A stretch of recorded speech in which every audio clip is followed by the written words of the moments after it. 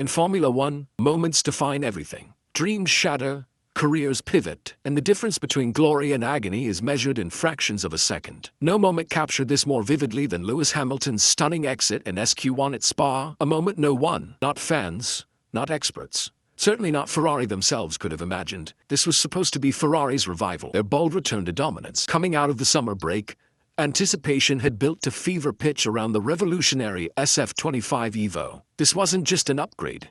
It was Ferrari's statement of intent, the promise to reclaim greatness. Completely reimagined rear suspension, an aggressively low-drag rear wing tailored for Spa's ruthless straights, and an overhauled floor to improve airflow. All the pieces were meticulously crafted for this precise moment. But promises mean nothing when reality strikes. From the first moments Hamilton hit the circuit, the dream began to falter. Free practice offered early clues. Lewis radioed nervously about a rear end he couldn't trust, sensation he'd hoped the new suspension would solve. Oda's voice, usually calm and assured, betrayed an unusual edge. The numbers on the timing screen weren't alarming at first glance, but beneath the surface, storm was brewing. This was no ordinary weekend. This was a sprint weekend. Single hour of free practice before setups were frozen. No margin for error, no second chance to make things right. Every lap, every corner had to count. But for Hamilton and Ferrari, those critical minutes slipped through their fingers like grains of sand. Sprint qualifying began under typically unpredictable Spa conditions: cold tires, lingering dampness, pressure mounting with every tick of the clock. Hamilton's expertise in navigating such precarious conditions was supposed to be his advantage. But when he pushed for that crucial lap at the end of SQ1, disaster struck. Approaching the final chicane, the Ferrari snapped violently. Beneath him, a spin, a wave of the yellow flags. And suddenly the championship legend was at the bottom of the leaderboard. Replays only deepened the mystery. Hamilton hadn't pushed beyond the limits, the car had simply abandoned him, breaking away in a manner that suggested deep-rooted flaws. The rear suspension, hailed as revolutionary, now appeared half-baked and unresponsive. Instead of providing grip, it delivered unpredictability. How could Ferrari, with all their resources, have missed the mark so severely? The answer lies in testing, or rather, the lack of it.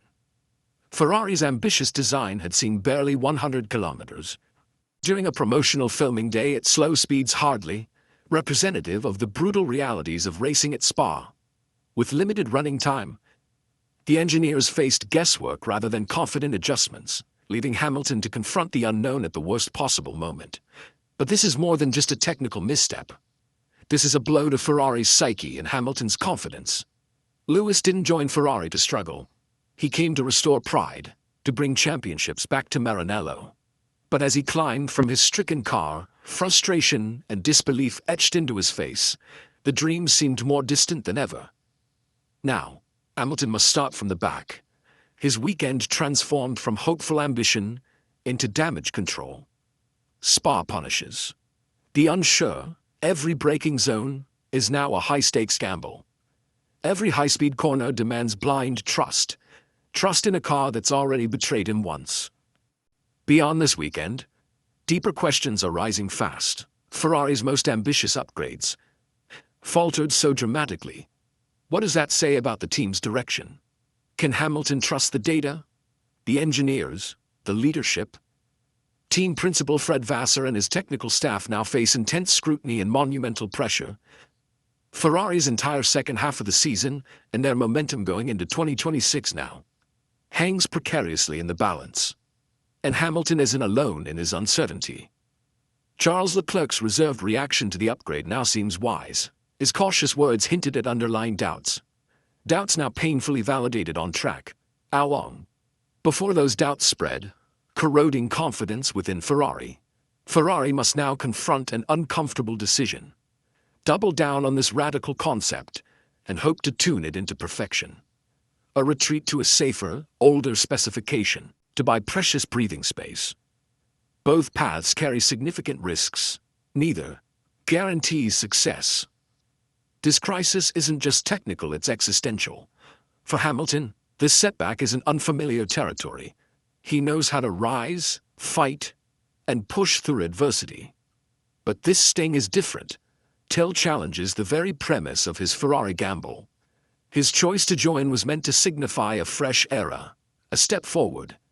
Instead, it feels like déjà vu, a driver left battling a car unable to deliver on its promises. This isn't merely about a failed qualifying session. It's about Ferrari's future, Hamilton's legacy, and Formula One's relentless capacity for cruel drama. It reminds us that beneath the glamour and speed lies brutal truth. No plan survives contact with reality. Spa has shown Ferrari that ambitions alone don't win races. Now, they must prove they're capable of turning disaster into redemption because, in Formula One, it's not the setback, but the response that defines true champions.